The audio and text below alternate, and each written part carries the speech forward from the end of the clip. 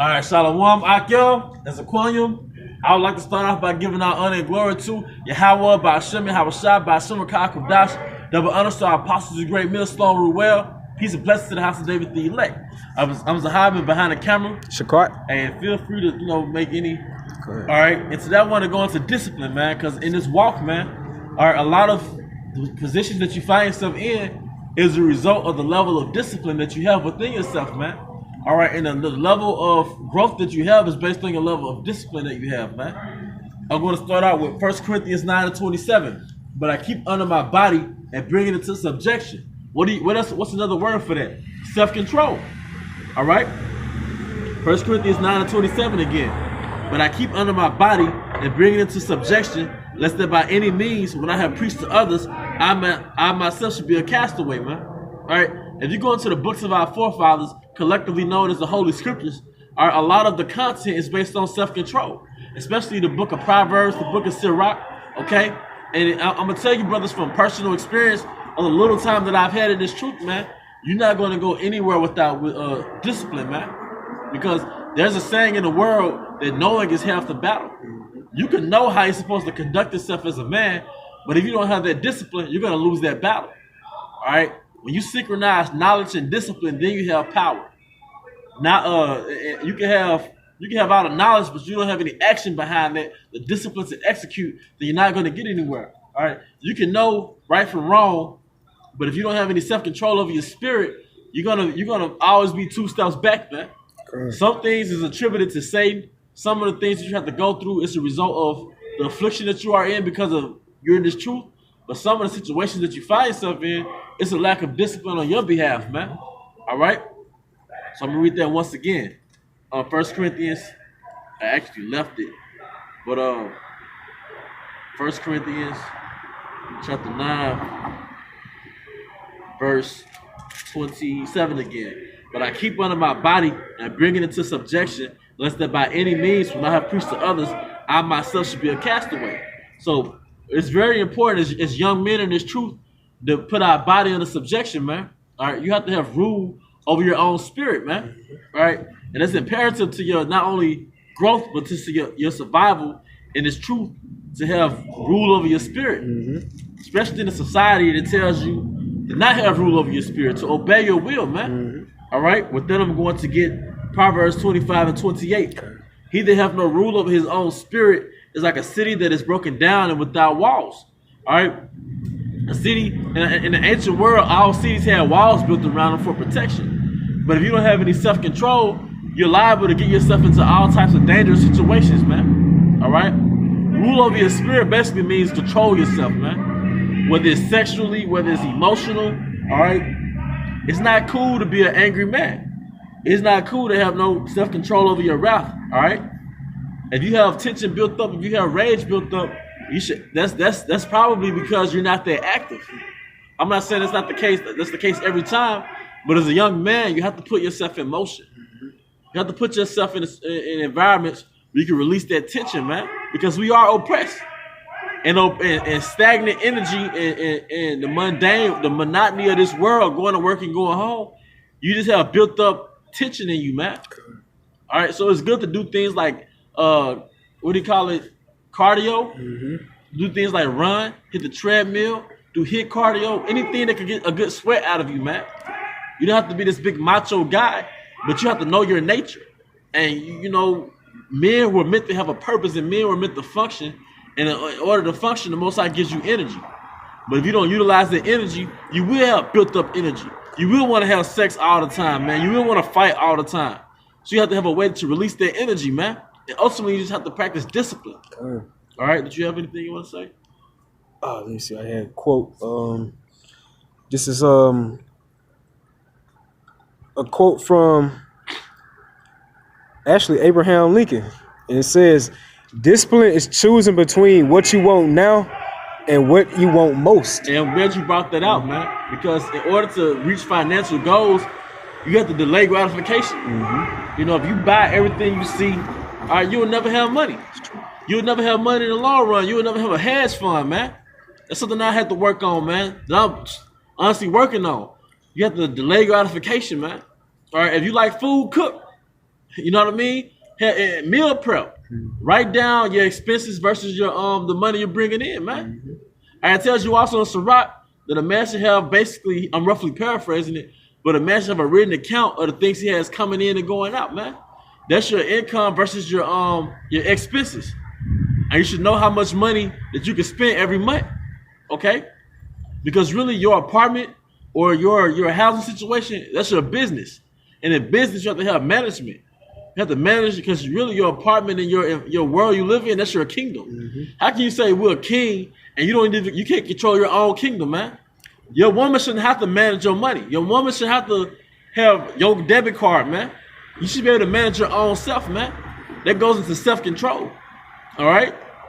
So, hey, going back to it, man, you have to learn how to delay gratification to take care of not only the things that you want, but the things you need, man. All right?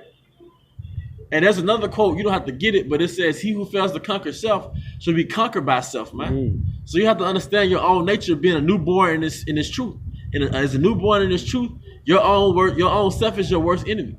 And not only sexual impulses or being financially impulsive, but also those demons in your head, you have to have discipline over those demons, those self-imposed limitations, man. All right?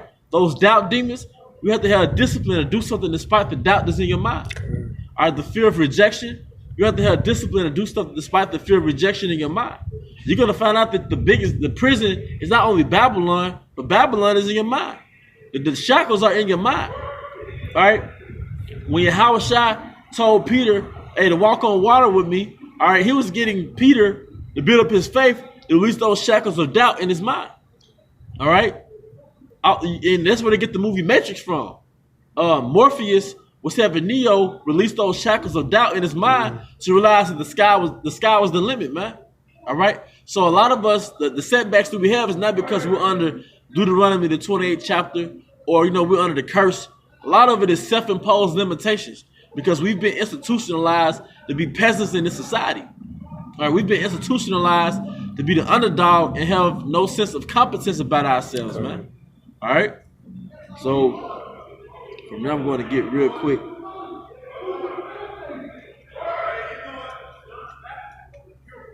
Select, bro. I'm going to get Wisdom of Solomon. Say it again, bro. Did you bring out Proverbs 16? I could get there real quick. I got you. Okay, go Yeah, ahead. this Proverbs 16, verse 32. He that is slow to anger is better than the mighty, and he that ruleth his spirit than he that taketh a city. Hey, man, really, the new thing should be ruling your spirit, man. It ain't about being a real nigga or a savage. All that little demonic shit they got going on in the nigga community, Esau set that up so we could destroy ourselves, man. Right. Or so 2/3 can destroy their selves. All right, but hey, we should be like ones to rule over our spirit, man. Yep. And part of ruling over your spirit is to see things through the spirit.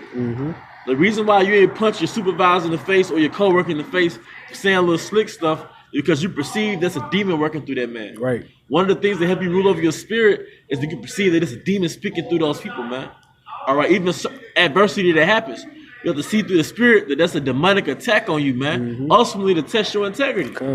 So one of the things that help you rule over the spirit is to see things through the spirit. The reason why you ain't roundhouse kick your woman for having a smart mouth, because you understand that a demon entered into her, man. That's right. All right, because it tells you what in 1 Corinthians 7, nevertheless, such shall have trouble in the flesh. That's right. All right. A good example is the movie Godfather, which is a classic. I definitely recommend brothers to see, like just on a spiritual level, you can learn a lot of things. And one of the characters in the movie was the name of Sonny. He was the older brother, and you had the younger brother named Michael Corleone. And he was, the younger brother. So Sonny, his characteristics were like he was impulsive. Yeah. He like just act off of emotions. So he found out that his sister got beat up, and he didn't like warn nobody, nothing like that. He got the call and just left out in the car. His bodyguards didn't even tell them or notify no one. He just straight left the scene, try to see about his sister. And next thing you know, he got shot up. It was all the whole setup, man. But on the other hand, Michael, the younger brother, he was more cool, calm, and collective in the spirit, man. He always made calculated decisions on everything. He took counsel a lot too. So we can learn that through the spirit, how we need to make calculated decisions through the spirit. Seek counsel from the elder brothers in your camp, Yup. Hey, because we say we're kings. Kings don't make moves without counselors, man. A king is nothing without a priest. A king is nothing without his councilmen, okay? And it tells you that in the scriptures. That, you know, before a war, there's counsel or something to that effect. You can't just make an impulsive move. Even if your country gets attacked, like the country's dealing with America, man. When the Iranian leader got killed, they didn't instantly shoot back at America, man. And they had to move strategically. Like, even though we've been wrong, shit, we can't jeopardize our whole country. All right, so kings, they're chess players, man, that's not checkers. That's right. See, Esau and the spiritual demons say wants you to react on the level of a checkers player. He make a move, you make a move. Someone who's a chess player, they're thinking 3 steps ahead. If I make this move, I'm gonna get trapped in this direction, so I'm gonna go that direction. All right, Esau does that with Jake. He provokes you to get upset, so when you snap out, now you're the overly aggressive minority. Same thing with women. You get into it with your baby mama or some woman you're dealing with, especially if y'all living together, what happens? She provokes you to anger, then you get mad. Next thing you know, she calls the cops and plays what? The victim. All right, so we can allow ourselves to be controlled emotionally. We have to have rule over our spirit. Because he who can control you can control your destiny. Somebody that can control your emotion can control your destiny, man. They can control what type of situation you're going to be in. Hey, you got something, brother? Yeah. Right. Proverbs 11 and 14. Where no counsel is, the people fall. But in the multitude of counselors, there is safety. Hey, you have a brotherhood. You have a multitude of counselors, man. All right.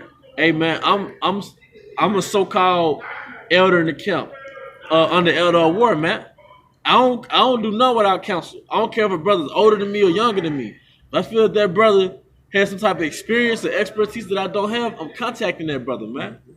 Financial advice, whatever it may be. Man, you think this would be a good move? I asked that question, man, because I understand the scriptures. I'm gonna get it right quick. So I can pull it up right quick. And it also just shows humility too. Because you're not acting like you just know it all. Right. Because, you know, this is a brotherhood, so therefore we learn from each other and we grow with each other, you know? And we so tight in this camp through the spirit of Habashim Shah, when brothers have a slip up or we make mistakes and we get corrected, we all in on it and we learn from that experience. And we have building that brother up, man. That's right. All right, let me see if I can find it right quick. No keyword in it, bro? Well, it's do nothing without advice is one of them. All right, let's see. This is all right, this Sirach 32 and 19. Do nothing without advice, and when thou hast once done, repent not. Do nothing without advice, man. But an impulsive man won't do anything without advice because he doesn't want that advice to cancel out his desire, man. All right? It's some women you shouldn't deal with, whether they're single or not, man. It's certain women, if a brother tell you, look, man, you shouldn't deal with her, hey, learn from that, man. It's certain moves that you shouldn't make. If a brother's telling you, man, you shouldn't go out of town for that job, you know what I mean? It shouldn't take for you not to go out of town. You should listen to those brothers, man. All right? And do nothing without advice, man. And don't be afraid to sacrifice your lust or your desire to hear something that's going to benefit you, man. That's right. All right? And we get on brothers about how they eat. That's how we are. Like, if brothers have a poor diet in general, and we get on them brothers, man. That's not to say we all vegan over here or we all eat healthy 100% of the time, but we make sure every brother's on point in every facet of their lives, man. That's right. All right? I'm going to get this right quick. Sirach, going to the same chapter 32 and 17. A sinful man, a sinful man will not be reproved, will find an excuse according to his will. A man of counsel will be considerate, but a strange and proud man is not daunted with fear, even when of himself he have done without counsel.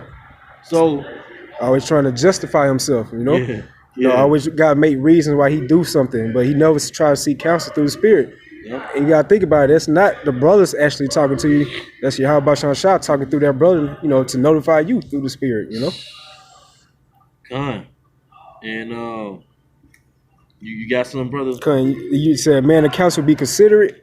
Yeah, so that just shows, that goes back to the humility, you know, because you know what we was taught on this Western Hemisphere, you know, just pretty much as the brother stated earlier, do as thou wilt, you know what I'm saying? Just feed off your own emotions, you know what I'm saying? Just obey your thirst. And now we come through the spirit and power of your Habashim Shah, through the scriptures, now we have understanding. And when brothers give us advice, take that as Yahweh Shem Shai is talking to you, man. Yep. Because the word of Yahweh Shem Shai is like an oracle, man. In our homeland Jerusalem, when we had priests and they hit the Urim and the Thummim, all right, that was literally a satellite to communicate with the Most High to see what our next move was gonna be. So the priests were literally the mediators, the Yahweh Shais at that time, if I may say that. All right, they were literally the mediators to the Most High. That's why the priests had to be pure. Right? If you remember, when the time of Moses, when the Most High made his grand entrance on the planet Earth, the Most High made sure everybody was pure. Hey, don't deal with your woman for 3 days till I come. All right, don't do this, don't do that. Anything that's unclean, keep it from my presence. So the house, the temple of the Most High had to have that level of purity at all times to receive the interest of the message of the Most High. All right, so I'm just showing you the lengths of what we did to communicate with the Most High. So how fortunate are you to have a man of the Lord, a priest next to you at all times?